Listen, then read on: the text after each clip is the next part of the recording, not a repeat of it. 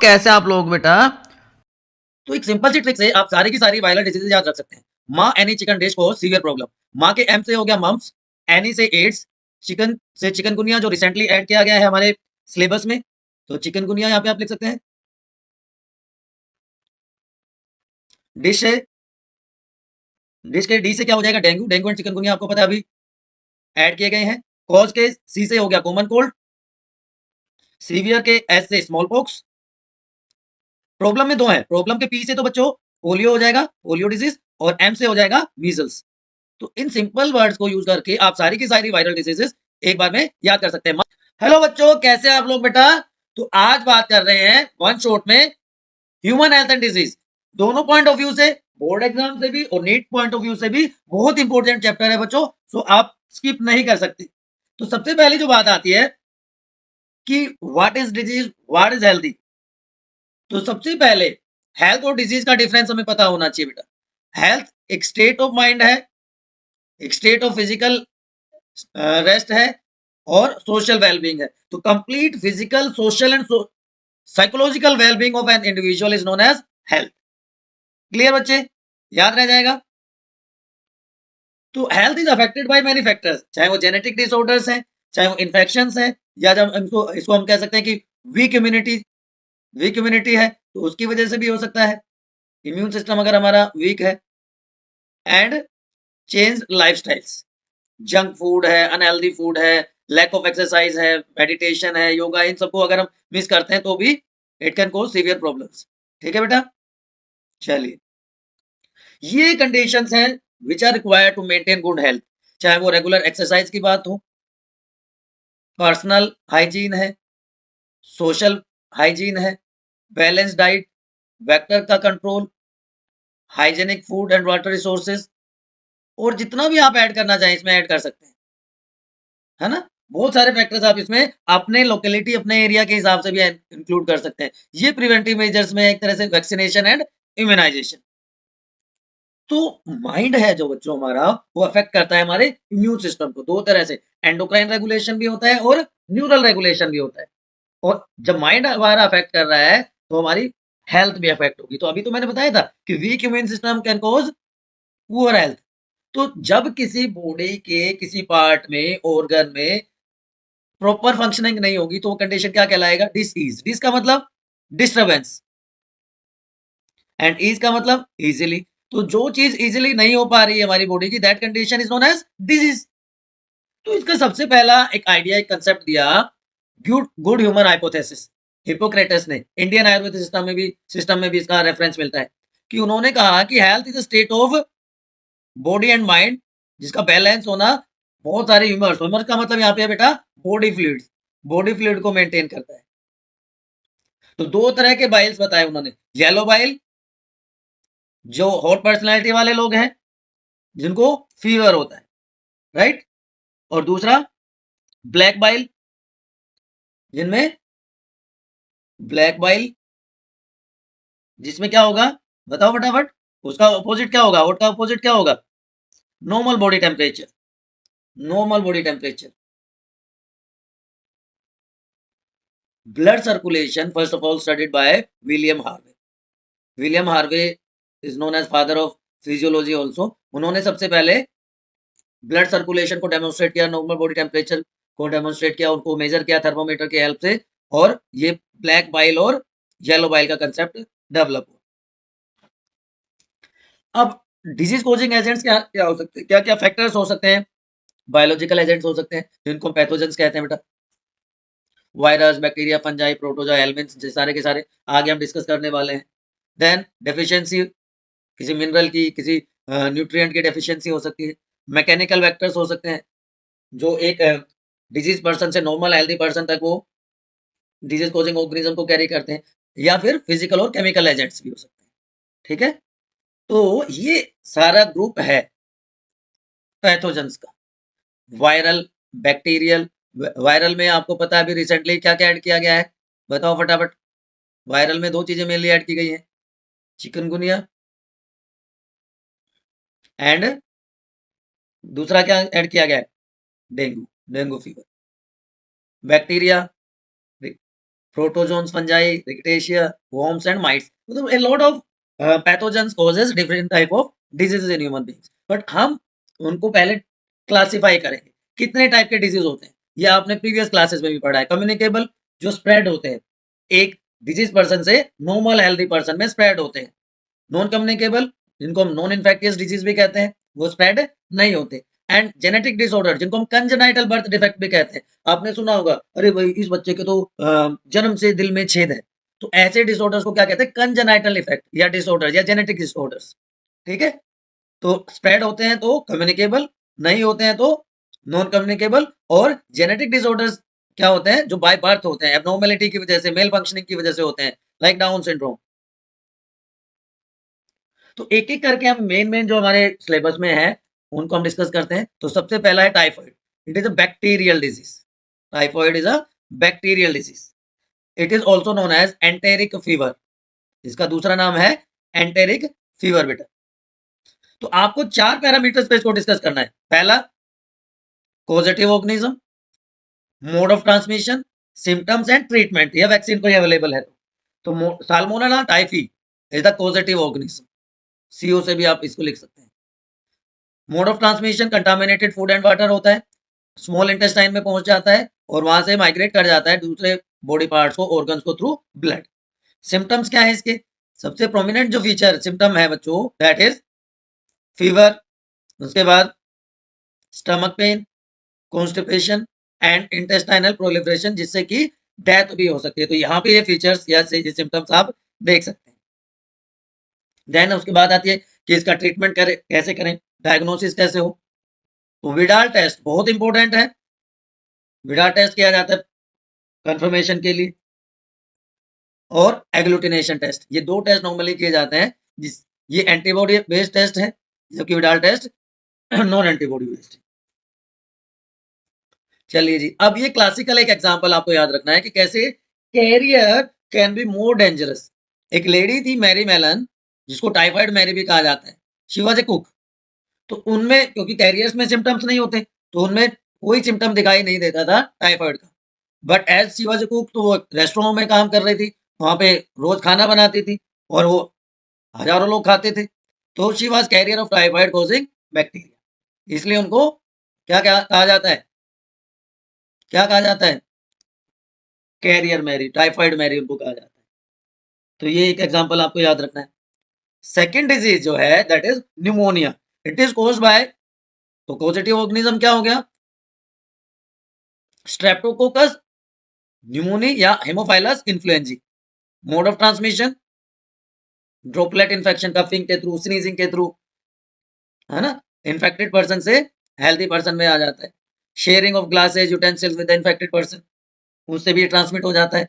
Symptoms की बात करें तो देखिए, रेस्पिरेटरी ट्रैक को, रेस्पिरेटरी सिस्टम को अफेक्ट करता है, फीवर परसिस्ट कर सकता है, cough and lips and fingernails turn greyish to blue colour. ये इंपॉर्टेंट लाइन है, lips and fingernails turn grey to bluish colour. याद रखना है बेटा आपको, ये बहुत इंपॉर्टेंट पॉइंट बता रहा हूं। ठीक है, तीसरा है common cold. Common cold is caused bye, ये वायरल डिजीज में आ जाएगा। ये भी आपको याद रखना पड़ेगा कि कौन सी डिजीज किस टाइप की है। तो वायरल इन्फेक्शन है नोज का, थ्रोट का, राइनो वायरस पॉजिटिव ऑर्गेनिज्म होता है। एंड एवरीवन हम कभी ना कभी इस इन्फेक्शन से अफेक्टेड हुए होंगे। तो इसका भी ड्रॉपलेट इन्फेक्शन होता है, स्नीजिंग और कफिंग के थ्रू, या जो पेशेंट उसके कंटामिनेटेड ऑब्जेक्ट्स हैं उनको यूज करने से हो सकता है। सिम्टम्स आप सबको पता है क्या क्या सिम्टम्स होते हैं। Nasal congestion, discharge from the nose, fever, sore throat, tiredness and cough, these are the prominent symptoms. ठीक है बच्चे, याद रहेगा आपको। चलिए अमीबायोसिस। अमीबायोसिस किसकी वजह से होता है बताओ? अच्छा चलो, इसके अलावा भी कुछ और डिजीज है जो आपको ध्यान रखने की जरूरत है। जैसे अगर मैं बैक्टीरियल डिजीज की बात करूं, तो बैक्टीरियल डिजीज और कौन कौन सी इंपॉर्टेंट हो सकती है? क्योंकि पहले हमने बैक्टीरियल डिजीज से स्टार्ट किया, तो उसमें डिप्थीरिया हो सकता है, प्लेग हो सकता है, टिटनस एंड ट्यूबरक्लोसिस, जिसको कॉमनली टीबी कहते हैं। इसी तरह से जो वायरल डिजीजेज हैं उनमें कौन कौन से प्रोमिनेंट हैं? तो डेंगू एंड चिकनगुनिया तो है ही है, ये तो दो न्यू एडिशंस हैं। इसके अलावा पोलियो, कॉमन कोल्ड ऑलरेडी हम डिस्कस कर रहे हैं, ठीक है ना, और मम्स एंड मिजल्स, ठीक है। ये आरएनए वायरस से होता है, mumps is caused by RNA virus, जिसको हम क्या कहते हैं, paramyxo virus. Paramyxo virus causes mumps, और ये मीजल्स होता है रूबेला वायरस से। आप में से कितनों लोगों को पता है कि डेंगू का पॉजिटिव ऑर्गेनिज्म कौन सा है? What is the positive organism for dengue? Flavi virus, flavi virus. And chikungunya is caused by alpha virus. Polio का, पोलियोमिस्टिस या पोलियो वायरस उसको कहते हैं, ये भी आरएनए वायरस है। पोलियो का वायरस भी आरएनए वायरस होता है, ठीक है। तो ये स्पेशली आपको ध्यान रखना है, दो नए एडिशन है, ठीक है। Chikungunya is caused by bite of Aedes mosquito, Aedes mosquito की बाइट से होता है। अब वापस से हम उस पे आते हैं, कॉमन कोल्ड के बाद एस्कैरियासिस। अब एस्कैरियासिस कौन सी बीमारी होगी, ये किससे होती है ascariasis? Ascariasis is helminth disease, helminth disease, ठीक है। तो हेलमेंथ डिजीज में क्या किया जाता है?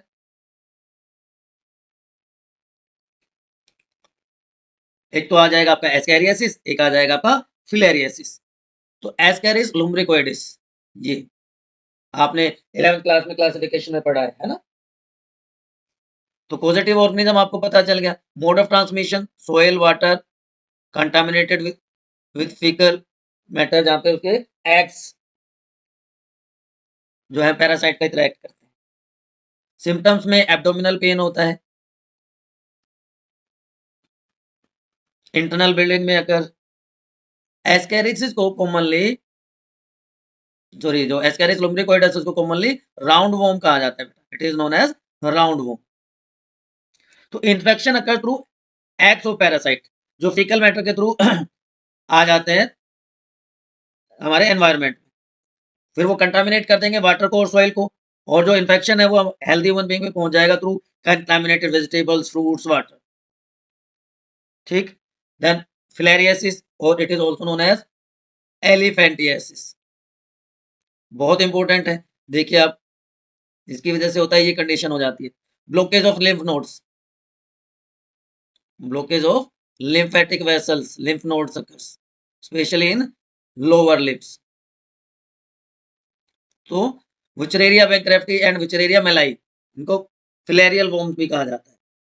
ये अगर अब इसकी मैं एग्जाम में रिपीटेशन की फ्रीक्वेंसी बताऊं ना, तो नीट में पिछले 4 साल में 20, 21, 23 में ये क्वेश्चन रिपीट हुआ है। फीमेल क्यूलेक्स मॉस्किटो के बाइट से होता है। तो सिम्टम्स बहुत प्रोमिनेंट है, लिम्फेटिक वेसल्स की ब्लॉकेज हो जाती है, क्रोनिक इन्फ्लेमेशन हो जाता है, जहां पे ये सालों साल पड़े रहते हैं, और लिम्ब और जेनिटल ऑर्गन्स डिफॉर्म्ड हो जाते हैं इसकी वजह से। तो ये दोनों हेलमेंथर डिजीज आपको ध्यान रखनी है। उसके बाद, उसके बाद क्या आ जाएगा, ये आ जाएगा, ये क्या आ जाएगा, ये क्या है बताओ, ये क्या है, क्यों है? Malaria.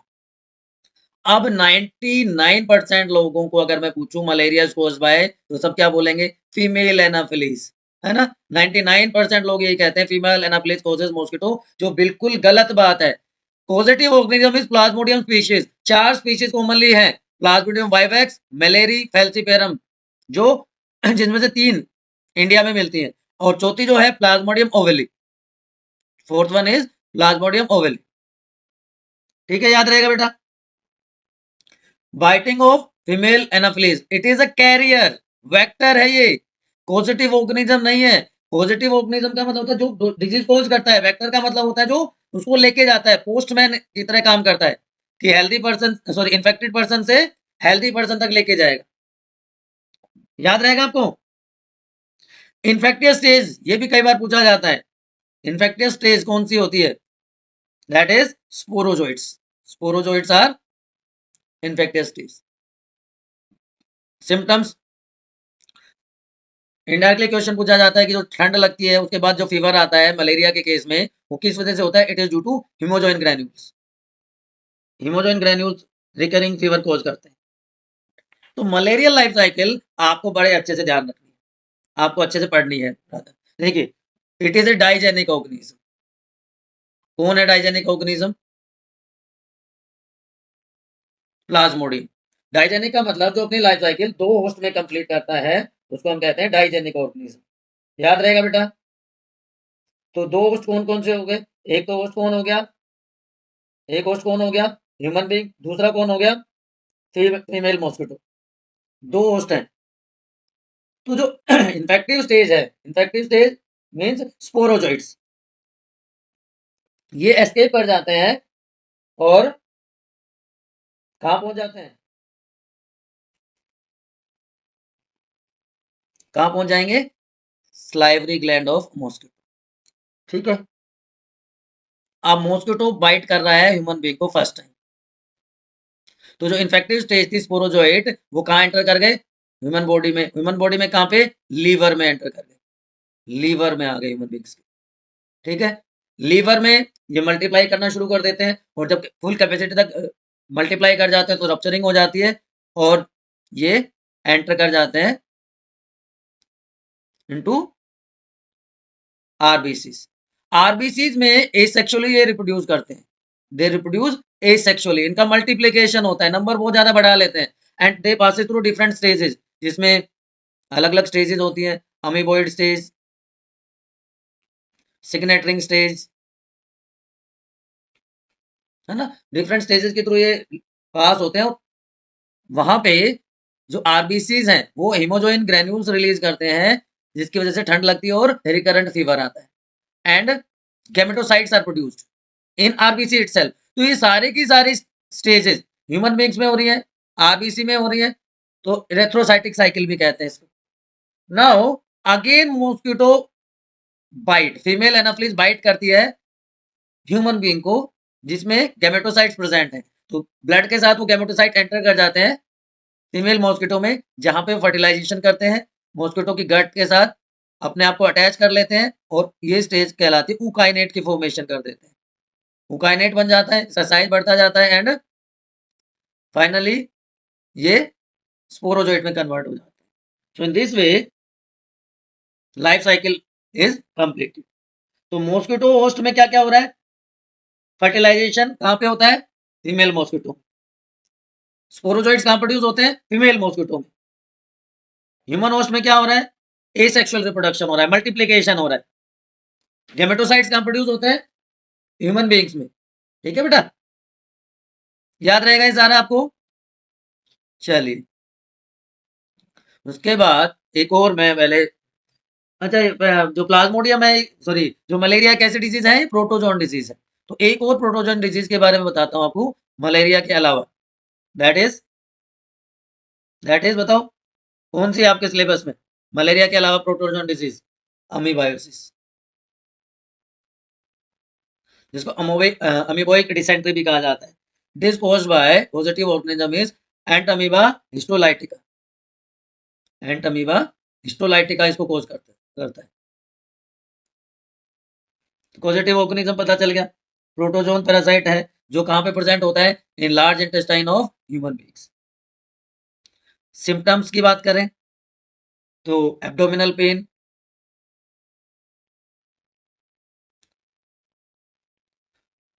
fecal feces with mucus and blood clot, ये कॉमन फीचर्स होते हैं, सिम्टम्स होते हैं। कैरियर कौन है इसका? Carrier of amoebiasis is house fly. Carrier is house fly. Contaminated food and water के थ्रू इसका इन्फेक्शन होता है। और एक और अगर आप याद रख पाए तो काला आजार इज ऑल्सो प्रोटोजोन डिजीज, जिसको दमदम फीवर भी कहा जाता है। काला आजार और Dumdum fever, it is caused by leishmania donovani. Leishmania donovani causes Dumdum fever या काला आजार, लेशमैनियासिस इसको कहा जाता है। तो ये बात होगी। इसके बाद डिप्थीरिया। डिप्थीरिया कैसे डिजीज है? बोलो। मैंने बताया था थोड़ी देर पहले, डिप्थीरिया कैसी डिजीज है, बोलो फटाफट। बैक्टीरियल है, ठीक है, कॉर्नी बैक्टीरियम डिप्थीरी, ड्रॉपलेट इन्फेक्शन है, कफिंग स्नीजिंग के थ्रू इसका ट्रांसमिशन होता है, और ये कॉमन सिम्टम्स, ठीक है, कि क्या क्या हो जाएगा, फीवर हो जाएगा, सोर थ्रोट हो जाएगा, चिल्स, रनिंग नोज, ये सारे कॉमन फैक्टर्स होते हैं। सोलन लिम्फ नोड्स हो सकती है इसके केस में। Tetanus, clostridium tetani, clostridium tetani, tetanus कैसी डिजीज है, ये भी कैसी है, बैक्टीरियल डिजीज है, इसलिए मैंने आपको एक ओवरव्यू स्टार्टिंग में दे दिया था। Clostridium tetani is positive organism, contaminated wounds के थ्रू, बर्न्स के थ्रू, हमारे बॉडी में कई बार जो कट लग जाता है उसके थ्रू ये एंटर कर जाता है। तो painful muscular sperm, lock jaw, ठीक है। तो सॉइल से ये डायरेक्ट एंटर करता है, सॉइल से एंट्री हो जाती है डायरेक्ट, जो स्पोर्स होते हैं वो डायरेक्ट एंटर कर जाते हैं, या फिर एनिमल और ह्यूमन की एक्सक्रीटा से भी इसकी एंट्री हो सकती है बॉडी में। Polio virus, poliomyelitis, polio virus, again it is a viral disease, polio virus से होता है। पोलियो कैसा है, आरएनए वायरस है, कंटामिनेटेड फूड एंड वाटर के लिए। तो पोलियो इम्यूनाइजेशन प्रोग्राम बहुत वाइडली हमारी कंट्री में स्टार्ट हुआ, फॉलो किया गया, है ना। और ओपीवी, ओरल पोलियो वैक्सीन दी जाती है उसके लिए, to kids under 5 year of age, याद रहेगा ये भी आपको। ये भी कंटामिनेटेड फूड एंड वाटर के थ्रू होता है।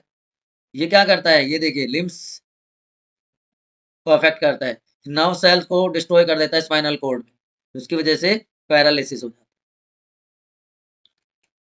है। इन्फ्लुएंजा, कॉमनली फ्लू भी कहते हैं इसको, इन्फ्लुएंजा को कॉमनली फ्लू भी कहा जाता है। इन्फ्लुएंजा वायरस, मस्कुलर एक फीवर, रनिंग नोज, ये कॉमन फैक्टर्स हैं। आपको यहाँ पे positive organism and direct contact with the infected person, ये मोड ऑफ ट्रांसमिशन ध्यान रखना है। सिम्टम्स कॉमन से हैं, कोई स्पेशलाइज इसमें नहीं होते। तो ये डेंगू और चिकनगुनिया, ये स्लाइड थोड़ी क्लियर नहीं है, जो अभी रिसेंटली ऐड किए गए हैं उसके सिम्टम्स ऑलरेडी मैं आपको बता चुका हूँ, चिकनगुनिया का बता चुका हूँ। जॉइंट पेन होता है in arms and legs, so these are, हाँ one more thing is there, fungal infections. Fungal infections की हमने बात नहीं करी अभी तक, हमने फंगल इन्फेक्शंस या फंगल डिजीजेस, जिसमें आता है ringworm. Ringworm is a skin disease.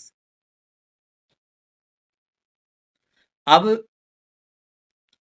It is caused by fungus का जो जेनेरा है, 3 जेनेरा है मेनली। माइक्रोस्पोरम, ये भी बहुत इंपॉर्टेंट है बच्चों, माइक्रोस्पोरम, ट्राइकोफाइटोन एंड एपिडर्मोफाइटोन, ये 3 जेनेरा है फंगस के, जिसकी वजह से ये होता है। अगर मैं इसके सिम्टम्स की बात करूं, रिंगवॉर्म के सिम्टम्स की बात करूं, तो ड्राई स्केली लेजन्स हो जाते हैं in various part of the body, skin पे, नेल्स पे, स्काल पे, और उसमें इंटेंस ईचिंग होती है। कंटामिनेशन अकर्स बाय soil,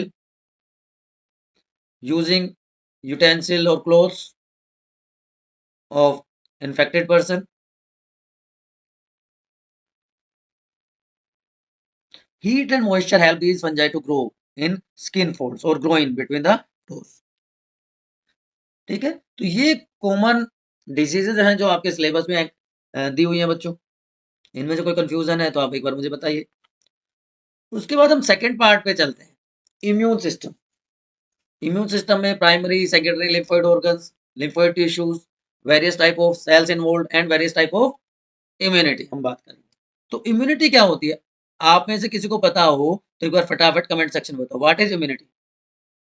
ये एबिलिटी है हमारी बॉडी की, ability of body to fight against disease causing organism, ठीक है, इन्फेक्शन के अगेंस्ट हमारी बॉडी की एबिलिटी वो क्या कहलाती है?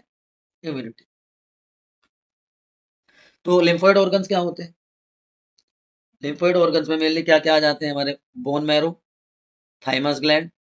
बोन मैरो में सारी की सारी ब्लड सेल्स का प्रोडक्शन होता है। बी सेल्स की मैच्योरेशन यहाँ पे होती है। B cells are main cells of immune system, है ना? तो उनकी फॉर्मेशन यहीं पे होती है।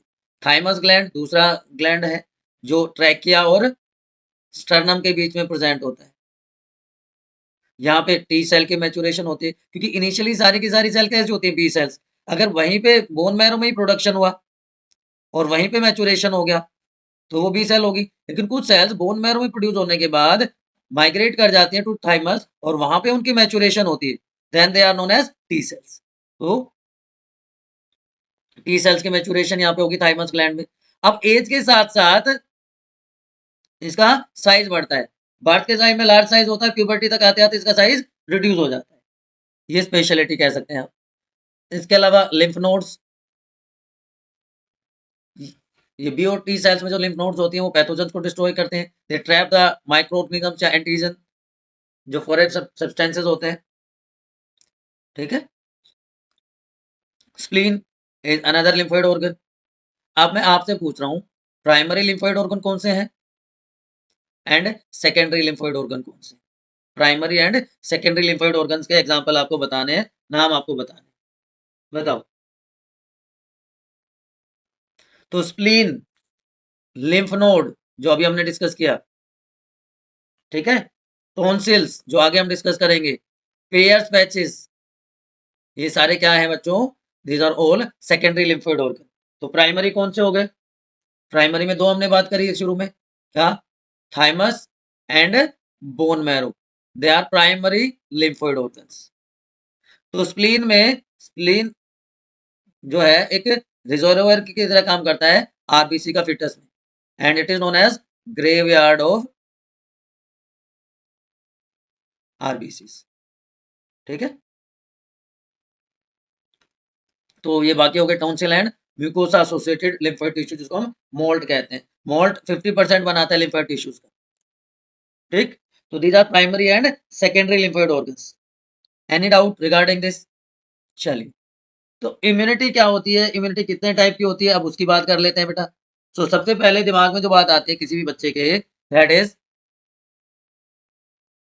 क्या बात आती है?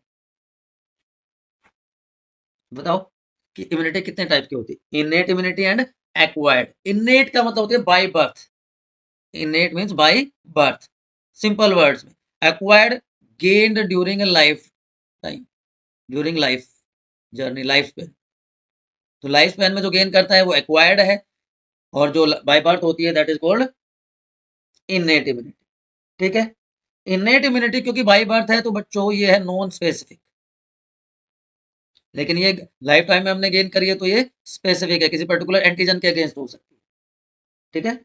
Different type of barriers are present in our body to develop this immunity. ठीक है। चलिए, तो कौन कौन से बैरियर्स हैं? पहला physical, physiological, cellular and cytokinin, चार तरह के बैरियर्स होते हैं। तो फिजिकल बैरियर्स में आ जाता है skin, it is the first line of defence. First line of defence is skin. उसके अलावा mucus coating of epithelial lining, चाहे वो रेस्पिरेटरी ट्रैक की है, चाहे वो गैस्ट्रोइंटेस्टाइनल ट्रैक की है, चाहे वो यूरिनोजेनाइडल ट्रैक की है। ठीक है। ये सारे के सारे, ये सारे फिजिकल बैरियर्स की तरह एक्ट करते हैं। Second one is physiological barrier.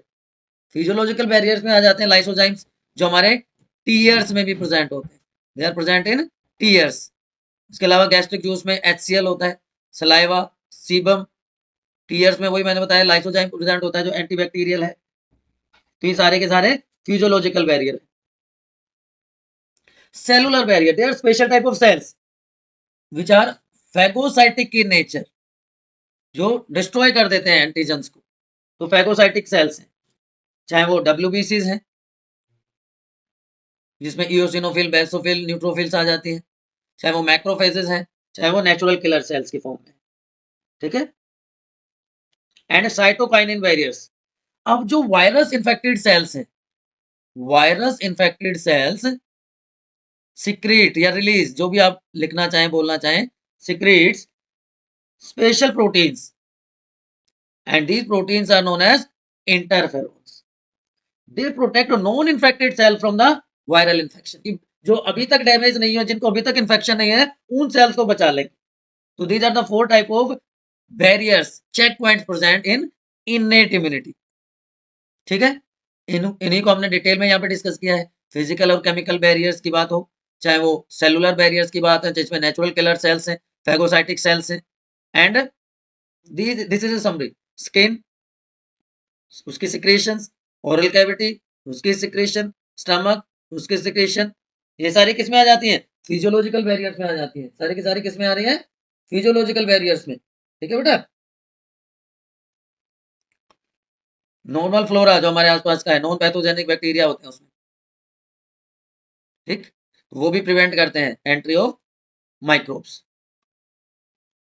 अब एक्वायर्ड इम्यूनिटी की स्पेशलिटी क्या होती है? हमने इनेट इम्यूनिटी की तो बात कर ली, बाय बर्थ इम्यूनिटी की तो हमने बात कर ली,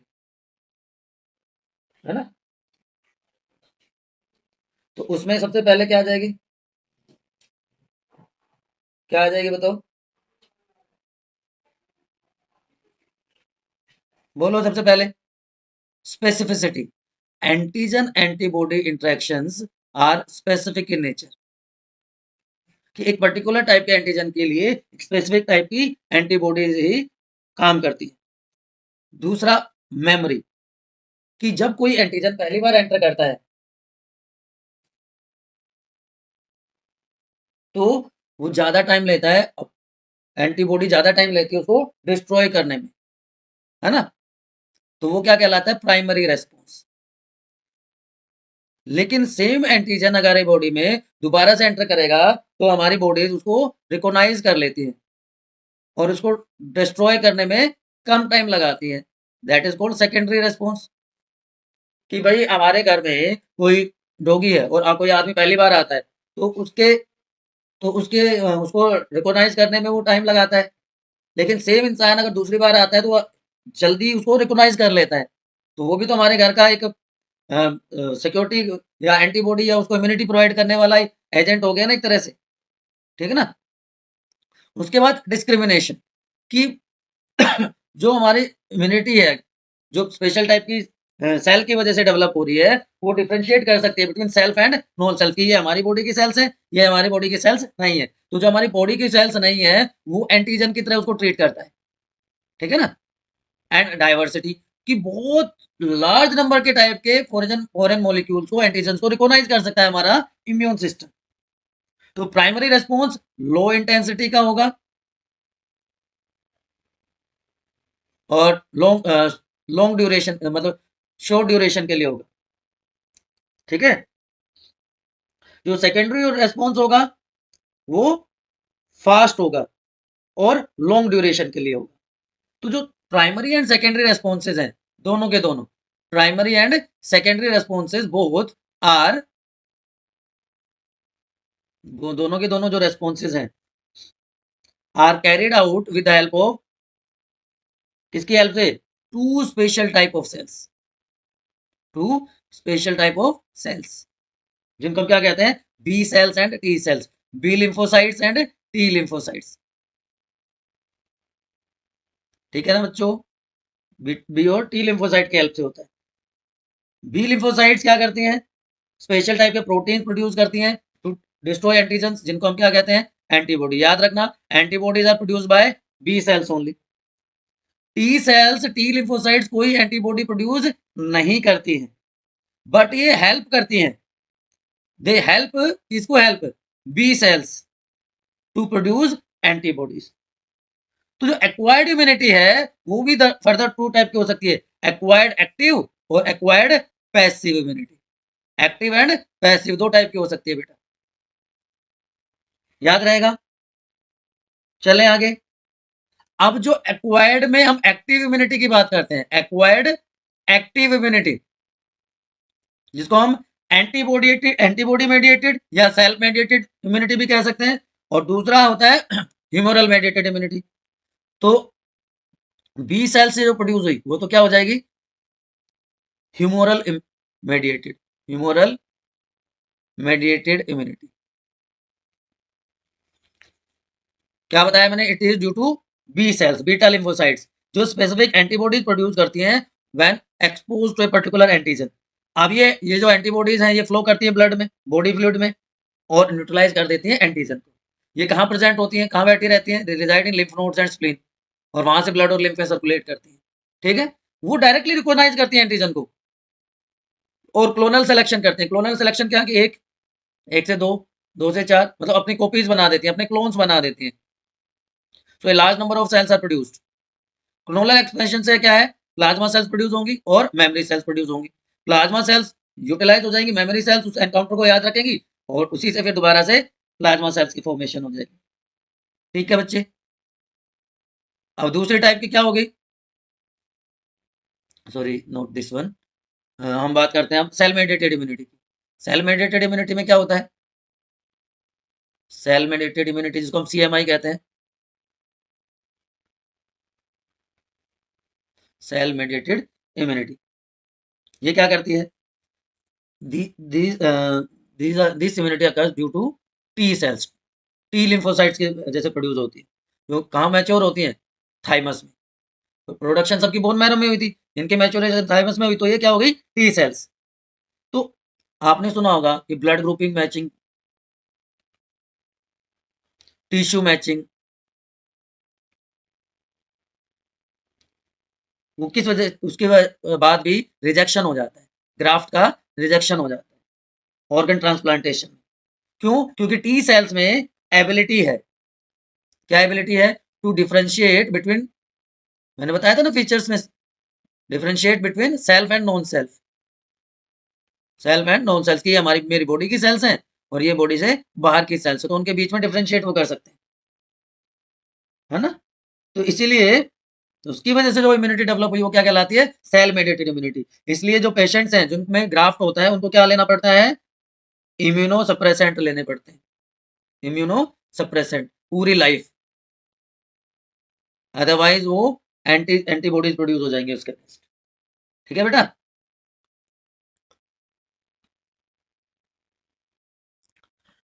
अगर स्ट्रक्चर की बात करें एंटीबॉडी की, it is known as H2L2। क्या कहते हैं बेटा इसको? H2L2, because it has two heavy chains and two light chains, इसलिए इसका नाम क्या पड़ गया, या इसको क्या कहते हैं? H2L2। तो एंटीबॉडीज क्या है? एंटीबॉडीज आर स्पेशल प्रोटीन जिनको हम इम्यूनोग्लोबुलिन भी कहते हैं।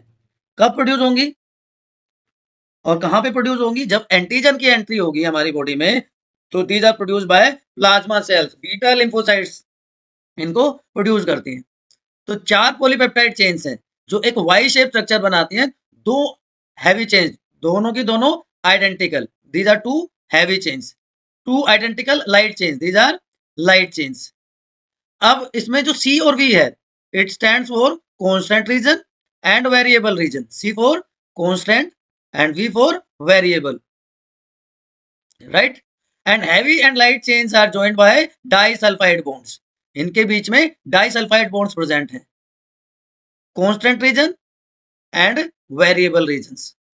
क्लियर?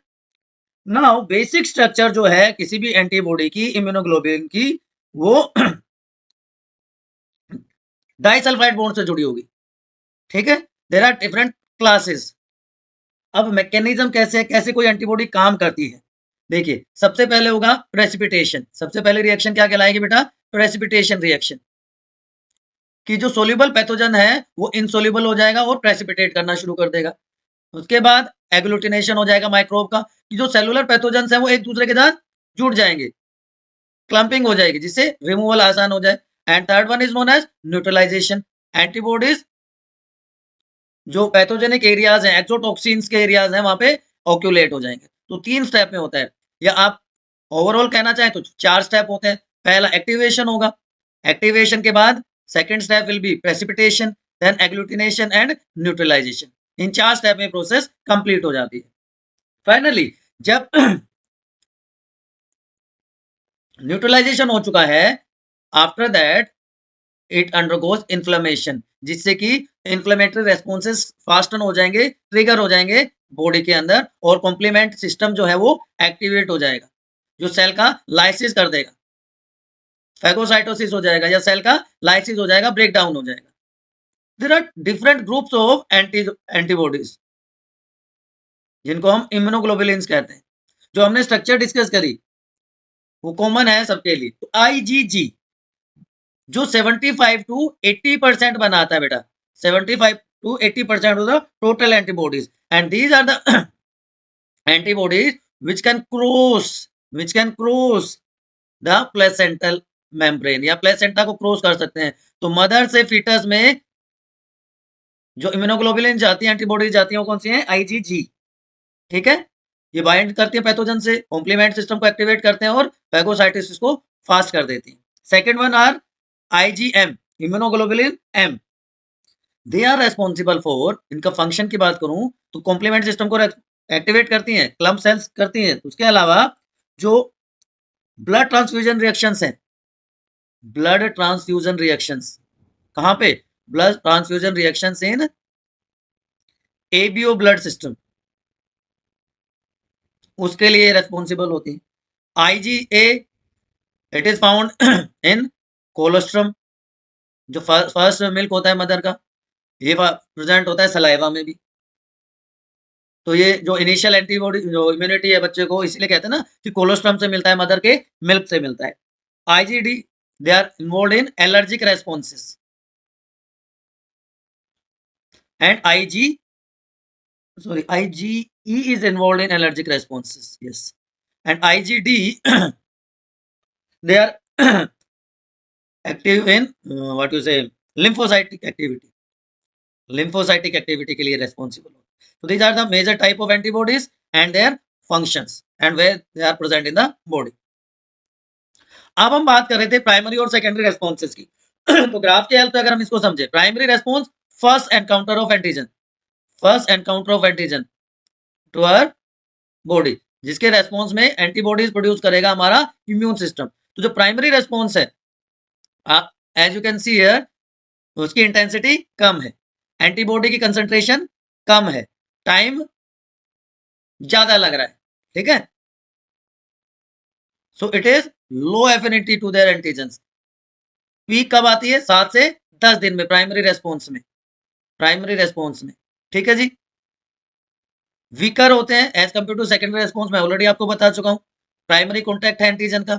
लेकिन अगर इसको हम कंपेयर करें सेकेंडरी रेस्पॉन्स के साथ, तो ये एग्रीगेटेड है, स्ट्रोंगर है, हायर एफिनिटी है इसकी, and takes less time.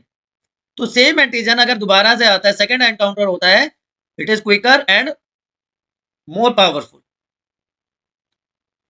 Now cell mediated immunity, हमने बात कर ली थी ह्यूमरल और सेल मेडिएटेड इम्यूनिटी की, लेकिन जो टाइप है सेल्स की वो कौन सी है? साइटोटॉक्सिक टी सेल्स, इनको हम किलर टी सेल्स भी कहते हैं, they are also known as killer T cells. तो क्या करेंगे? Attack cells infected with bacteria और कोई भी माइक्रोब या antigen infected cells. T cells help करती है सेल मेडिएटेड इम्यून सिस्टम में, और बी सेल्स और इनेट इम्यूनिटी रेस्पॉन्सेस के बीच में एक कनेक्टर का काम करती है। तो किलर का काम ही क्या हो गया? डिस्ट्रक्शन करना।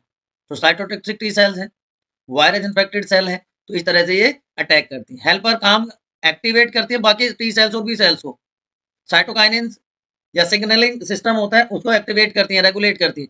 मेमोरी टी सेल्स क्या करेंगे? एक बार एंटीजन एंटीबॉडी इंटरेक्शन हो गया तो क्या करेंगे? उसको रिमेंबर करेंगे, उसको याद रखेंगे, जिससे कि सेकंड एनकाउंटर के टाइम पे वो क्विक रेस्पॉन्स हो सके। तो टी सेल्स क्या करती हैं? सेल मेडिएटेड इम्यूनिटी प्रोवाइड करती हैं अगेंस्ट वायरस इन्फेक्टेड सेल्स या कैंसर सेल्स के। ये कहाँ प्रोड्यूस होती हैं? They are produce in bone marrow, mature कहाँ होंगी? थाइमस में। Cytotoxic T cells destroy non self protein from bearing cells को, और साइटोकाइनिन सिक्रीट करती हैं जो कंट्रोल करता है हमारे इम्यून रेस्पॉन्स। तो ये ओवरऑल व्यू आप देख सकते हैं। इम्यून सिस्टम में एक्वायर्ड इम्यूनिटी है, इनेट इम्यूनिटी है, बाय बर्थ है, फिजिकल बैरियर्स हैं इसमें, फिजियोलॉजिकल बैरियर्स हैं इसमें, सेलुलर बैरियर्स हैं और साइटोकाइनिन बैरियर्स हैं। ठीक है, ब्लड बोर्न अगर है तो इसमें कॉम्प्लीमेंट कैस्केड होता है और फैगोसाइटिक फंक्शन होता है। एक्वायर्ड में टी सेल्स जिसको हम सेल मेडिएटेड इम्यूनिटी कहते हैं, और बी सेल मेडिएटेड इसको humoral, not immoral, it is humoral, humoral, mainly humoral word use किया जाता है। तो टी सेल रिलीज हो जाती हैं और ये डिफरेंशिएट हो जाती हैं, अपना अपना काम करती हैं, ये कॉम्प्लीमेंट सिस्टम के ऊपर काम करती है।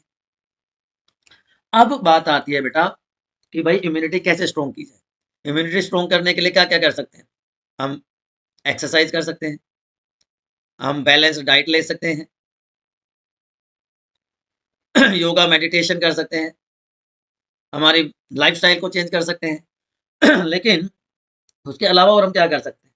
उसके अलावा हम कर सकते हैं बच्चों वैक्सीनेशन और इम्यूनाइजेशन। दोनों में बड़ा कंफ्यूजन होता है, बहुत सिंपल है, इजीली आप इसको डिफरेंशिएट कर सकते हो। देखो वैक्सीनेशन, एक तो सबसे पहला जो डिफरेंस है, लॉन्ग टर्म इम्यूनिटी इंड्यूस करते हैं to specific pathogen, against specific pathogen. ठीक है, क्या होता है वैक्सीन? ये वीक और एट्यूनेटेड, एट्यूनेटेड का मतलब आप समझ सकते हैं अधमरा, कि उसमें डिजीज कॉज करने की कैपेसिटी नहीं है, लेकिन क्योंकि वो फॉरेन पार्टिकल है तो जैसे हमारी बॉडी में एंटर करेगा उसके अगेंस्ट हमारा इम्यून सिस्टम एंटीबॉडीज प्रोड्यूस करना शुरू कर देगा। ठीक है ना, तो एंटीजन है जो ट्रिगर नहीं कर सकता डिजीज को। ठीक तो ये पर्पसली इंट्रोड्यूस करवाया जाता है जो एक्टिवेट करता है हमारे इम्यून सिस्टम को। Vaccination activate our immune system, तो ये एक्टिव इम्यूनिटी होगी। ठीक है, क्योंकि जो हमारा इम्यून सिस्टम वो डायरेक्टली इन्वॉल्व हो गया।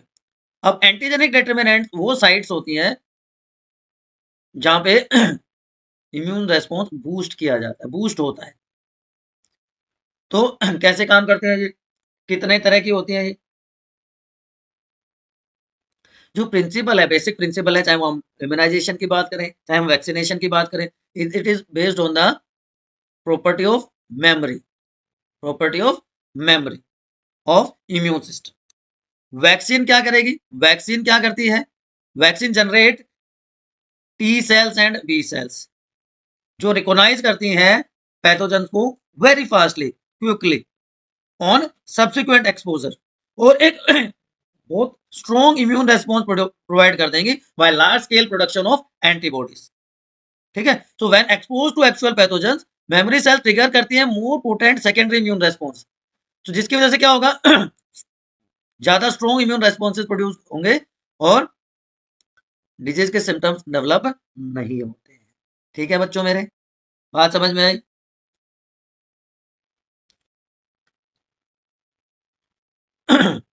अच्छा, दूसरा हो गया हमारा इम्यूनाइजेशन। दूसरा क्या हो गया वैक्सीनेशन के बाद? इम्यूनाइजेशन। क्या फर्क है? ये artificially prepared antibodies, prepared antibodies, तो ये क्या प्रोवाइड करती है? Passive immunity. क्यों?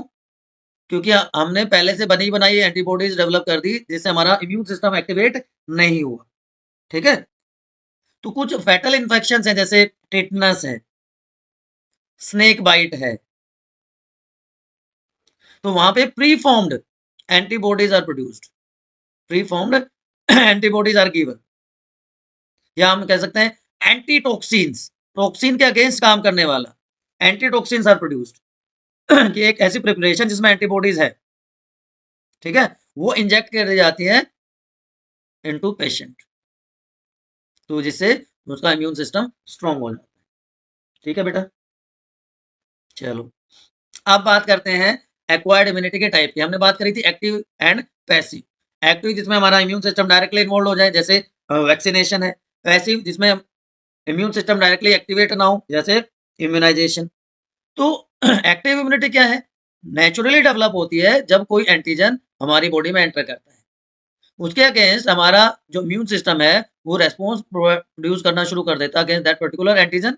अब उसको हम वैक्सीन के थ्रू भी डेवलप करवा सकते हैं, और ये डिपेंड करता है मेमोरी बी सेल्स पे और टी सेल्स पे। अब ये दोनों तरह का हो सकता है, naturally acquired and artificially acquired, और उसमें भी active and passive, active and passive. क्या फर्क है दोनों में, किस तरह से ये काम करता है बताओ? नेचुरली एक्टिव, नेचुरली एक्टिव का मतलब कि इन्फेक्शन हुआ, कॉन्टेक्ट हुआ पैथोजन के साथ और उसके अगेंस्ट एंटीबॉडीज प्रोड्यूस हो गई, नेचुरली एक्टिव हो गया इम्यून सिस्टम। आर्टिफिशियली एक्वायर्ड क्या हो गया, आर्टिफिशियली एक्टिव क्या हो गया कि वैक्सीन दी हमने पर्पसली, जो वीकर और एट्यूनेटेड फॉर्म है, मैंने बताया था ना अधमरा है जो डिजीज कोज नहीं कर सकता, तो वीकर फॉर्म में जब एंटीजन गया तो उसके अगेंस्ट एंटीबॉडीज प्रोड्यूस हो गई, ठीक है ना, और वो उसको इम्यूनिटी प्रोवाइड कर देगी। तो naturally active and artificially active कि इम्यून सिस्टम को एक्टिवेट करना है। अब पैसिव इम्यूनिटी कि ऑलरेडी प्रिपेयर्ड जो एंटीबॉडीज हैं, जो हमने किसमें किया, इम्यूनाइजेशन में किया, वो दे दी जाती हैं, जिससे इम्यून रेस्पॉन्स शुरू हो जाते हैं, इम्यूनिटी डेवलप हो जाती है। ठीक, एक्वायर्ड पैसिव हमने बात करी थी जो मदर से फीटस में जाती है, कोलोस्ट्रम मदर के मिल्क में जो होती है, ठीक है, प्लेसेंटा को जो क्रॉस कर सकती हैं, कौन सी एंटीबॉडीज हैं, आईजीजी, जो प्लेसेंटा को क्रॉस कर सकती हैं। तो यहां से आप बिल्कुल इजीली समझ सकते हो, देखिए एक्टिव पैसिव, एक्टिव में इम्यून सिस्टम को एक्टिवेट करना है, तो इन्फेक्शन हुआ, नेचुरली एंटीबॉडीज प्रोड्यूस होगी, वैक्सीन दी, वीकर फॉर्म दी, इम्यून सिस्टम एक्टिवेट हो गया। पैसिव में क्या किया, मदर की बॉडी से बच्चे में आ गई, ठीक है। दूसरा क्या हो गया कि हमने आर्टिफिशियली प्रिपेयर्ड जो एंटीबॉडीज थी वो इंट्रोड्यूस करवा दी। बात समझ में आ गई, चलो जी। एलर्जी, ओवर रिएक्शन, या बहुत स्पेसिफिकली बताऊं मैं आपको तो एग्जेग्रेटेड, एग्जेग्रेटेड रेस्पॉन्स है, किसका, response of our immune system. क्यों एग्जेग्रेटेड हो रहे हैं भैया, to some antigens in environment. अब वो एंटीजेंस जो है पोलन ग्रेन्स की फॉर्म में हो सकते हैं, वो डस्ट के फॉर्म में हो सकते हैं, वो किसी भी फॉर्म में हो सकते हैं, वो क्या कहलाते हैं, एलर्जेंस। मतलब वो सब्सटेंसेस जो एलर्जी कोज करते हैं वो क्या कहलाते हैं, एलर्जेंस। ठीक, ये इमिडिएटली होते हैं after second contact with allergy. ठीक है जी। अब सिम्टम्स क्या होते हैं एलर्जी के, सिम्टम्स क्या होते हैं एलर्जी के, sneezing, watery eyes, running nose, difficulty in breathing. Cause क्या है, जो एलर्जिक रेस्पॉन्स है उसका कोज क्या है बेटा, एनी आइडिया, एनी आइडिया कि हमारी बॉडी में जो मास्ट सेल्स हैं, मास्ट सेल्स दो चीजें प्रोड्यूस करती हैं, histamine and serotonin, histamine and serotonin are produce by mast cells, ठीक है। वो एलर्जिक रेस्पॉन्सेज को स्टार्ट करते हैं। अब what is the cause of allergy कैसे पता चले तो पेशेंट को एक्सपोज किया जाता है with very small doses of possible allergens, और उसके रिएक्शन को स्टडी किया जाता है ना, तो जिसके साथ वो एग्रीगेटेड रेस्पॉन्स शो करेंगे वो पर्टिकुलर एंटीजन है, ठीक है। ट्रीटमेंट क्या हो सकता है, anti histamine drugs, anti histamine drugs, adrenaline, steroids की डोजेस दी जाए, ठीक, ठीक है जी, दे दो, हमें क्या प्रॉब्लम है एक वर्ड होता है ऑटो इम्यूनिटी। अब इम्यूनिटी तो आपको पता है, what is auto immunity, auto का मतलब तो सेल्फ होता है कि सेल्फ इम्यूनिटी तो फायदेमंद चीज होगी, नहीं। देखो जो हायर ऑर्गेनिजम्स है ना, उसमें क्या होती है, इम्यून सिस्टम की प्रॉपर्टी मेमोरी, कि सेल्फ और नॉन सेल्फ के बीच में एंटीजन और एंटीबॉडी का डिफरेंस उसको पता है ना, कि कोई भी सब्सटेंस जो हमारी बॉडी का पार्ट नहीं वो एंटीजन है, लेकिन some time due to genetic या कुछ अननोन रीजंस की वजह से बॉडी का जो इम्यून सिस्टम है, बॉडी अटैक करना शुरू कर देती है खुद की सेल्स को, जिससे डैमेज होना शुरू हो जाता है, and that condition is known as auto immunity, and disease produce are known as auto immune diseases. और ऑटो इम्यून डिजीज का सबसे बढ़िया example is rheumatoid arthritis, rheumatoid arthritis is a example of auto immune disease, ठीक है। यहां तो कोई समस्या, उसके बाद बात करते हैं AIDS, acquired immuno deficiency syndrome. Cell mediated immune system का डिसऑर्डर है, जहां पे हेल्पर टी सेल्स का नंबर कम हो जाता है, ठीक है, जिससे नेचुरल डिफेंस है बॉडी का अगेंस्ट वायरल इन्फेक्शन वो वीक पड़ जाता है। 1981 में मॉन्टेगर ने सबसे पहले एड्स के वायरस को डिस्कवर किया और उसको नाम दिया लिम्फाडेनोपैथी एसोसिएटेड वायरस, LAV, ठीक है। इंडिया में चेन्नई में सबसे पहले इसको डिटेक्ट किया गया था। क्या होता है इसमें, किस तरह से काम करता है, देखो, AIDS acquired immunodeficiency syndrome caused by HIV, सबको पता है, ह्यूमन इम्यूनोडेफिशिएंसी वायरस, ठीक है जी। It is a RNA virus, ये भी आपको पता है। यहां तक कोई समस्या है तो बताओ। एड्स का जो जीनोम है, अ, एट- जो HIV का जो जीनोम है, सॉरी, HIV का जो जीनोम है, it is enclose in an envelope, कि एक एनवलप है, एक कोटिंग है, उसके अंदर ये जीनोम प्रेजेंट होता है, ठीक है जी। और यहाँ पे जो एंजाइम प्रेजेंट होता है that is reverse transcriptase, reverse transcriptase, okay. तो ये ऑलरेडी हम बात कर चुके हैं कि एक ऐसा वायरस है जो जिसमें RNA जेनेटिक मटेरियल है, हेल्पर टी सेल्स को अटैक करता है। अब जो हेल्पर टी सेल्स हैं हमें बचाती हैं, इम्यूनिटी प्रोवाइड करती हैं, एंटीजन्स को डिस्ट्रॉय करते हैं। अब जो बचाने वाला है उसी पे अटैक हो गया तो बचाएगा कौन? इसलिए वायर जो एड्स है उसको कोई ट्रीटमेंट नहीं है। Even minor infection takes a long time to heal. जो ये एनवलप की मैं बात बता रहा था आपको, ये वो एनवलप है जिसके अंदर जेनेटिक मटेरियल है, जिसके अंदर रिवर्स ट्रांसक्रिप्टेज एंजाइम प्रेजेंट है, ठीक है। ये डायमीटर्स आपको याद रखने की जरूरत नहीं है। सिंगल स्ट्रैंडेड RNA है जहां पे 2 स्ट्रैंड्स प्रेजेंट हैं रिवर्स ट्रांसक्रिप्टेज एंजाइम के साथ। ये 2 स्ट्रैंड्स आपको दिख रहे हैं, 2 स्ट्रैंड्स, ठीक है।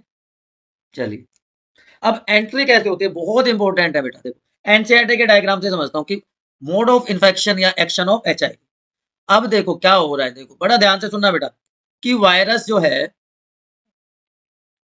वायरस है, एंटर करता है मैक्रोफाज में, वायरस एंटर्स इनटू मैक्रोफाज, कि वायरस एंटर हुआ बॉडी में और बॉडी में एंटर होने के बाद मैक्रोफाज में चला गया, ठीक है जी। अब जो वायरल RNA है उसका जीनोम रेप्लिकेट करेगा, सेल में एंटर हो गया, replicate with the help of enzyme reverse transcriptase. इसका देखो सिर्फ जेनेटिक मटेरियल अंदर गया, कोट बाहर रह जाता है। ठीक है। अब मैक्रोफाज क्या करते हैं, माइक्रोफाज क्या करेंगे, प्रोड्यूस करेंगे वायरस पार्टिकल। तो macrophage acts as HIV factory, it acts as HIV factory. ये वायरस एंटर करेगा हेल्पर टी सेल्स में, जहां पे वो रेप्लिकेट करना शुरू कर देगा और प्रोड्यूस करेगा बहुत सारे अपने जैसे और वायरस, वायरल प्रोजेनी, और ब्लड सेल्स में एंटर करवा देगा, ठीक है। तो इसकी वजह से जो नंबर है हेल्पर टी सेल्स का वो धीरे धीरे डिक्रीज होना शुरू हो जाता है और person start to suffer from diarrhoea, fever, weight loss. और जब बहुत ज्यादा डिक्रीज हो जाता है हेल्पर टी सेल्स का नंबर, तो इम्यूनिटी डिक्रीज हो गई और person can not produce any immune response, ठीक है जी। तो वायरल DNA प्रोड्यूस हुआ with the help of reverse transcriptase enzyme, ये एंटर कर जाता है, it enters into the host genome, और नया वायरल DNA प्रोड्यूस हो गया इन्फेक्टेड सेल से। वो अपने क्लोन्स बना लेता है, अपनी कॉपीज बना देता है जो दूसरी सेल्स को इन्फेक्ट करना शुरू कर देता है। तो मैक्रोफाज इंपॉर्टेंट रोल प्ले कर रहा है यहाँ पे। क्या हुआ, वायरस बॉडी में एंटर हुआ, बॉडी से मैक्रोफाज में चला गया, मैक्रोफाज HIV फैक्ट्री की तरह काम कर रहा है, वायरल DNA होस्ट के DNA में जाके और वायरस पार्टिकल्स बनाना शुरू कर देता है। ये virus particle further T helper cells में एंटर कर जाएंगे और वहां पे रेप्लिकेट करेंगे, वहां पे अपना नंबर बढ़ाएंगे, उस पर अटैक करना शुरू कर देंगे। तो हेल्पर टी सेल्स का नंबर तो कम होता चला जाएगा और उसकी वजह से इम्यूनिटी डिक्रीज होना शुरू हो जाएगी। ये पॉसिबल है कि इन्फेक्टेड ब्लड से या ब्लड प्रोडक्ट से चला जाता है, कंटामिनेटेड सिरिंजेस और नीडल से ट्रांसमिट हो सकता है, कंटामिनेटेड रेजर से, ऑर्गन ट्रांसप्लांट के पॉलीगैमी को इसलिए अवॉइड करना चाहिए इन्फेक्टेड मदर से उसके चाइल्ड में थ्रू प्लेसेंटा। ये पॉसिबल वेज है ट्रांसमिशन के। लेकिन इंसेक्ट बाइट से, शेकिंग हैंड से, शेयरिंग से, कफिंग स्नीजिंग से, sharing utensils, utilities, swimming pool और टॉयलेट से नहीं स्प्रेड होता। इंक्यूबेशन पीरियड 6 मंथ से 10 ईयर तक का हो सकता है। इंक्यूबेशन पीरियड क्या होता है कि एंट्री से लेकर और फर्स्ट सिम्टम जब अपीयर होते हैं उसके बीच का जो टाइम पीरियड होता है that is called incubation period. तो इनिशियली फीवर, नोजिया, हेडेक होता है और उसके बाद जब हेल्पर टी सेल्स का नंबर बहुत कम हो जाता है तो even minor infection takes very long time to heal.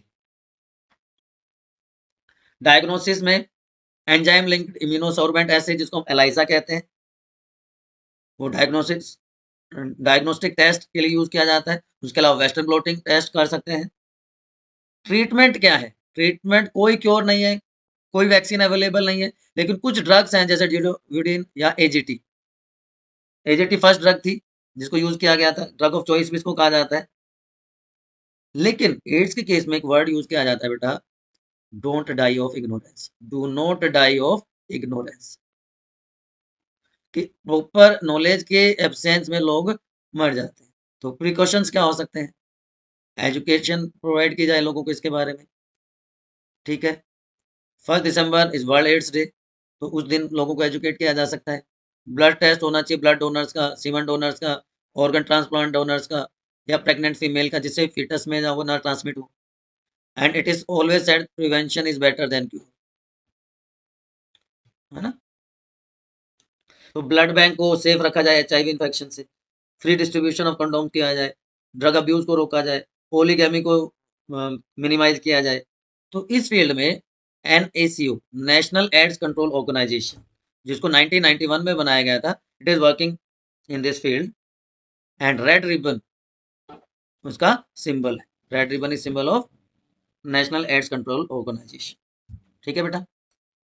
उसके बाद बात करते हैं कैंसर, एक दूसरी serious problem, uncontrolled cell division and growth. Uncontrolled cell division and growth is called cancer, याद रहेगा। Abnormal and controlled multiplication result the formation of tumour. Normal cell से वो कैसे डिफरेंट होती है? नॉर्मल सेल्स में एक प्रोसेस, एक प्रॉपर्टी होती है कॉन्टैक्ट इनिबिशन की। मान लीजिए एक सेल है, ये दूसरी सेल है, जैसे ये कॉन्टैक्ट में आएंगे ये ओवरलैप नहीं करेंगे, अपनी ग्रोथ को कन्फाइंड कर लेंगे, दूसरे के एरिया में एंटर नहीं करेंगे। लेकिन जो कैंसरस सेल्स हैं they lose the property of contact inhibition, तो वो इस तरह से एक दूसरे के एरिया में एंटर कर जाते हैं, तो they lose the property of contact inhibition. अब बहुत सारा प्रोसेस इसमें इन्वॉल्व होता है। देखिए सबसे पहले क्या है कि कोई भी म्यूटेशन अराइज होता है और वन सेल, जो ग्रीन वाली सेल्स है, उसमें ट्यूमर बनना शुरू हो गया। जो पर्पल वाला पार्ट है, tumour is at its place, mutate further. अब सेल में एबिलिटी आ गई to lose the power of inhibition, और वो ट्रिगर हो जाती है प्रोसेस बाय प्रोटीज एंजाइम्स। अब सेल्स में एक और प्रॉपर्टी डेवलप होगी, कोई लिम्फेटिक और ब्लड वेसल्स को इन्वेट करना शुरू कर देते हैं और ये स्प्रेड होना शुरू हो जाता है। इसमें प्रॉपर्टी आती है मेटास्टेटिस की। क्या होता है अभी बताता हूँ। देखिए दो टाइप के ट्यूमर्स होते हैं, एक होता है बेनाइन ट्यूमर जिसको हम कहते हैं ना first stage of cancer, initial stage, कि सेल्स अनकंट्रोल्ड डिवीजन शो कर रही हैं लेकिन they are not spreading, they are confined to their place of origin, तो कम डैमेज होता है। इस स्टेज पे इसको कंट्रोल करना इजी है। दूसरा है मैलिग्नेंट ट्यूमर, कि जो न्यूप्लास्टिक सेल्स हैं, ट्यूमर सेल्स हैं, वो रैपिडली ग्रो करती हैं, दूसरी सेल्स को इन्वेड करके उन्होंने डैमेज कॉज करना शुरू कर दिया, नॉर्मल टिश्यूज को डैमेज करना शुरू करते हैं। तो एक्टिव डिवीजन और ग्रोथ की वजह से वो वहां से न्यूट्रिएंट्स लेना शुरू कर देती है और then they start to migrate from one part of the body to another, one organ to another. तो जब उसमें प्रॉपर्टी आ जाती है ट्रांसफर होने की, that is called metastasis, that is called malignant. तो बहुत सारे व्हाट यू से फैक्टर्स हैं जो कॉज करते हैं कैंसर को। वो सारे सब्सटेंसेस जो कैंसर कॉज करते हैं वो क्या कहलाते हैं? कार्सिनोजेंस। अब बायोलॉजिकल एजेंट्स हो सकते हैं, फिजिकल एजेंट्स हो सकते हैं, जैसा कि आप यहाँ पे देख पा रहे हैं यूवी रेज हैं या एक्स रेज हैं, केमिकल सब्सटेंसेस कार्सिनोजेंस हो सकते हैं, जैसे सिगरेट्स हैं, आर्सेनिक जैसे केमिकल्स हैं, कॉस्मेटिक्स या क्लीनिंग प्रोडक्ट्स हैं, या वायरसेस हैं, ह्यूमन पैपिलोमा वायरस या हेलियोबैक्टर पाइलोरी जैसे बैक्टीरिया सेल्स हैं। तो biological, physical and chemical carcinogens हैं, कैंसर कोजिंग एजेंट्स होते हैं। ठीक है, अब there are different type of cancer. Sarcoma connective tissue का कैंसर है, लिम्फोमा लिम्फेटिक टिश्यू का है, कार्सिनोमा एपिथेलियल टिश्यू है, ल्यूकेमिया ब्लड कैंसर कहते हैं, मायोलोमा लिम्फेटिक। पैप टेस्ट होता है इसके लिए, चलो बताओ तो आप में से किसी को पता है? Breast cancer. आगे बात करें, आप देखिए डिटेक्शन एंड डायग्नोसिस।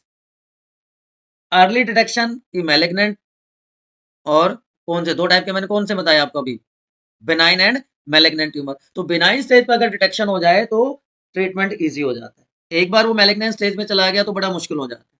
तो बायोप्सी करवाया जाता है कि जो सस्पेक्टेड टिश्यू है वहां से एक छोटा सा पीस ले लिया, उसकी स्टेनिंग करके एग्जामिन किया जाता है हिस्टोपैथोलॉजिकल स्टडीज के लिए। उससे उसको पता लगाया जा सकता है कि वहां पे अनकंट्रोल्ड नहीं वो ग्रोथ तो नहीं है। रेडियोग्राफी कर सकते हैं, कंप्यूटराइज टोपोग्राफी कर सकते हैं, यहाँ पे 3D इमेजेस बनाई जाती हैं इंटरनल ऑब्जेक्ट्स की। मैग्नेटिक रेजोनेंस इमेजिंग जिसको MRI कहते हैं, यहाँ पे नॉन आयोनाइजिंग रेडिएशन को, स्ट्रॉन्ग मैग्नेटिक फील्ड को यूज किया जाता है to detect physiological changes in living tissues. Monoclonal antibodies use की जा सकती हैं, मोनोक्लोनल एंटीबॉडीज यूज की जा सकती हैं अगेंस्ट कैंसर स्पेसिफिक एंटीजेंस।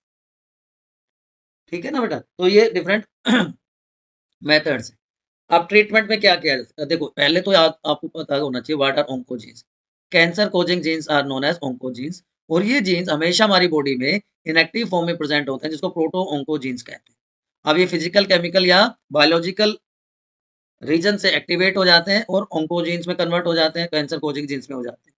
तो ट्रीटमेंट में सबसे पहले रेडियोथेरेपी कर सकते हैं, रेडिएशन थेरेपी, कीमोथेरेपी और इम्यूनोथेरेपी, आजकल इन तीनों का यूज किया जाता है। और एक सर्जरी भी की जाती है, सर्जरी भी की जाती है कि जो ट्यूमर वाला पार्ट है उसको सर्जरी के थ्रू रिमूव कर दिया जाता है जिससे फर्दर स्प्रेड ना हो। रेडियोथेरेपी में क्या किया जाएगा, जो ट्यूमर सेल्स हैं उनको लीथली इरिडेटेड किया जाता है रेडिएशन से, जिससे नॉर्मल सेल्स प्रोटेक्ट हो सके जो आसपास की। कीमोथेरेपी में ड्रग्स यूज की जाती हैं to kill cancer cells, but उनके साइड इफेक्ट्स बहुत ज्यादा है, एनीमिया हो जाता है, हेयर लॉसेस हो जाते हैं। एंड इम्यूनोथेरेपी में बायोलॉजिकल रेस्पॉन्स मॉडिफायर्स, जिनको इंटरफेरॉन्स कहा जाता है, जो एक्टिवेट करते हैं इम्यून सिस्टम को, वो हेल्प करते हैं ट्यूमर को डिस्ट्रॉय करने में। तो ये पॉसिबल ट्रीटमेंट्स हैं फॉर कैंसर। उसके बाद आता है ड्रग्स। ये एक मेजर प्रॉब्लम है नाउडेज इन एडल्ट। तो ए ड्रग कि अगर हम प्रिस्क्राइब अमाउंट से रेगुलर यूज कर रहे हैं किसी भी ड्रग का, then it is known as abuse. अब इसमें अल्कोहल भी आ जाता है, इसमें कैफीन भी आ जाता है, इसमें निकोटीन भी आ जाता है। तो हम डॉक्टर की प्रिस्क्रिप्शन के बिना, उसके एडवाइस के बिना, खुद से अगर किसी ड्रग को एक नॉर्मल फ्रीक्वेंसी एंड क्वांटिटी से ज्यादा अमाउंट में लेंगे तो हमारे फिजिकल, मेंटल और सोशल हेल्थ को वो हार्म करना शुरू कर देता है। वो मूड को, बिहेवियर को और पर्सनैलिटी को चेंज कर देता है। Then it is known as drug abuse mainly. तो 4 तरह का अब्यूज है जो आपके सिलेबस में। Opioids, these are the drugs which binds to specific opioid receptors, opioid receptors। अब ये opioid receptors कहाँ प्रेजेंट है, in central nervous system and GI tract, gastro intestinal tract. इसका सबसे कॉमन एग्जांपल है हेरोइन, जिसको स्मैक भी कहते हैं। they are obtained from poppy plant, Papaver somniferum। Heroin is obtained from morphine. Morphine का जब एसिटाइलेशन करेंगे, एसिटाइलेशन करेंगे तो हमें क्या मिलेगा, हेरोइन मिलेगा। ये white odourless bitter crystalline compound है, ठीक है ना। तो जो लेटेक्स है पोपी प्लांट का, latex of poppy plant, papaver somniferum, वहां से मिलता है। Heroin is a depressant, depressant है। डिप्रेसेंट का मतलब which slow down the body functions. Morphine, morphine is sedative. Sedative का मतलब क्या होता है, पेन किलर है। तो जिनको सर्जरी हो जाती है उनके लिए यूज की जाती है। तो ये डायग्राम आपको ध्यान रखना है। दूसरे हैं cannabinoids which are obtain from cannabis sativa, hemp plant से जिनको ऑब्टेन किया जाता है। Inflorescence of hemp plant, inflorescence of hemp plant. ठीक है बेटा, ये क्या करते हैं, ये act on receptors in brain, brain में जो रिसेप्टर्स प्रेजेंट है उनके ऊपर ये एक्ट करते हैं। अब इसके सारे के सारे पार्ट, इसके लीफ भी यूज की जाती है, इसका फ्लावर टॉप भी यूज किया जाता है, इसका रेजिन भी यूज किया जाता है, सारे के सारे पार्ट यूज किए जाते हैं। तो इससे क्या क्या मिलता है, इसके अभी बाद में बात करेंगे। इससे मिलता है हशीश, इससे मिलता है चरस, मैरिजुआना, गांजा, ये सारी चीजें मिलती हैं। ये इनहेल की जा सकती है, इंजेस्ट की जा सकती है ओरली। ये ड्रग्स हैं जो कार्डियोवैस्कुलर सिस्टम पे एक्ट करती है। ठीक है, और तीसरा है कोका एल्कलॉइड्स। कोका एल्कलॉइड्स को मैं यहाँ पे एक्सप्लेन करता हूँ। कोका एल्कलॉइड्स या जिसको हम कोकेन कहते हैं, they have stimulating action on CNS, stimulating action होते हैं सेंट्रल नर्वस सिस्टम पे, ऑन सेंट्रल नर्वस सिस्टम।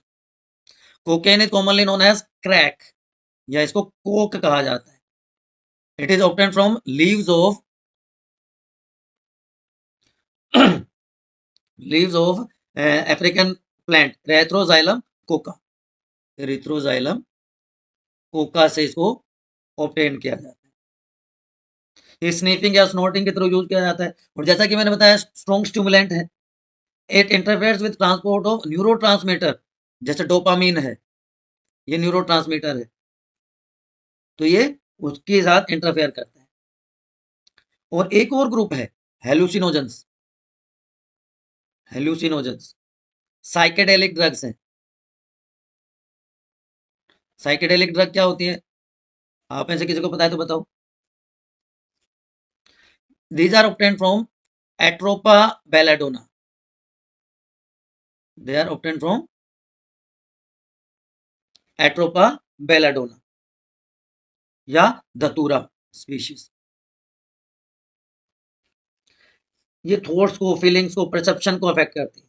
तो इसमें आ जाते हैं आपके बार्बिटूरेट्स, एम्फेटामिन्स। ठीक, तो ओपोइड्स, मॉर्फिन, कोडेन, हेरोइन वाले सारे आ गए। ये डिप्रेसेंट हैं, नैक्रोटिक हैं, एनाल्जेसिक हैं जो पेन रिलीव करने में हेल्प करते हैं, सिडेटिव्स हैं, स्लीप को इंड्यूस करते हैं। कैनाबियोइड्स, मारिजुआना, चरस, गांजा इसमें आ जाते हैं जो ब्रेन रिसेप्टर्स को इफेक्ट। साइको एक्टिव ड्रग्स हैं, अलर्ट करते हैं ब्रेन फंक्शंस को। फीलिंग ऑफ वेलबींग, यूफोरिया देते हैं। डे ड्रीमिंग, हेलुसिनोजेंस देते हैं। कोका एल्कलॉइड्स जिसमें कोकेन या कोक आ जाता है, मैंने आप ऑलरेडी बताया, हाइपर एक्टिविटी आ जाती है। टोबैको, टोबैको बहुत सारे केमिकल सब्सटेंसेस में प्रेजेंट होते हैं, जिसमें निकोटीन सबसे मेन है।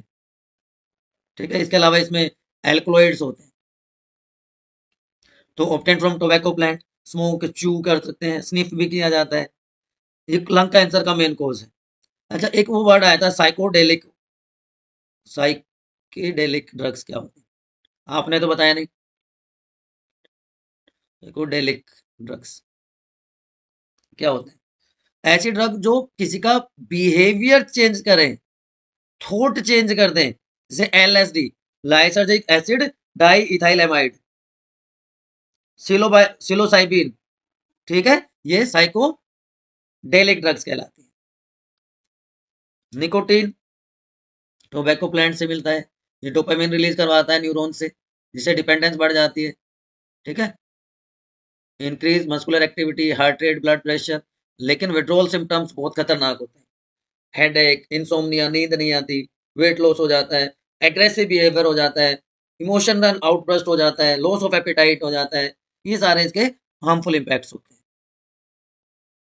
नाउ एडोसेंट एंड ड्रग या एल्कोहल अब्यूज, ये क्या है, ये डायरेक्टली एब्जॉर्ब होता है डिप्रेसेंट, जो कि स्टमक और स्मॉल इंटेस्टाइन में एब्जॉर्ब हो जाता है। कामिंग, एक ड्राउजी, एक नींद आती है। बॉडी आई का कोऑर्डिनेशन लॉस हो जाता है। तो क्या होता है, सी एंड देखना और हियर, दोनों का कोऑर्डिनेशन अलग हो जाता है। चीज दिख रही है लेकिन रेस्पॉन्स टाइम बढ़ जाता है, इट रिजल्ट्स इन एक्सीडेंट्स। तो जो एडल्सेंट्स हैं 12 टू 18 ईयर्स एज की, उनके लिए ये बहुत क्रिटिकल सिचुएशन होती है। बायोलॉजिकल और बिहेवियरल चेंजेस होते हैं, पीयर ग्रुप का प्रेशर होता है। सो और जो हमारे रोल मॉडल्स हैं उनको देख के बच्चे बड़ा फैनेसे मतलब फैसिनेटिंग फील करते हैं, तो उनकी वजह से वो अब्यूज करने लगते हैं। ठीक है ना। तो दो वर्ड में और बता देता हूँ आपको, एक होता है एडिक्शन, एक होता है डिपेंडेंस। एडिक्शन एंड डिपेंडेंस, दोनों में फर्क है। एडिक्शन क्या है कि साइकोलॉजिकल अटैचमेंट हो गया।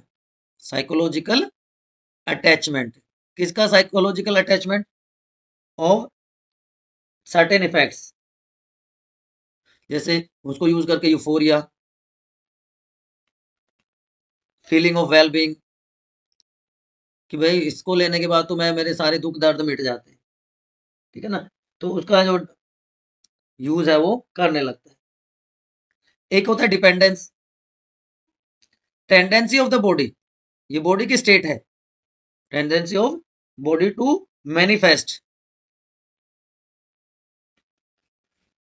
आ कैरेक्टरिस्टिक। ठीक है बेटा। तो उससे क्या हो जाता है कि रेगुलर डोज जो है वो बढ़ती चली जाती है। वो कहते हैं ना, लिमिट बढ़ती चली जाती है। आज एक पैक लिया है, कल दो लेगा, फिर हाफ बोतल, फिर फुल बोतल, एंड दिस कंटिन्यूज। तो जब डिपेंडेंस बढ़ जाती है तो विड्रॉल सिम्टम्स बड़े खतरनाक हो जाते हैं, विड्रॉल सिम्टम्स बड़े सीरियस हो जाते हैं। तो इसके लिए प्रॉपर काउंसलिंग जरूरी हो जाती है, support of family, friends, parents बहुत।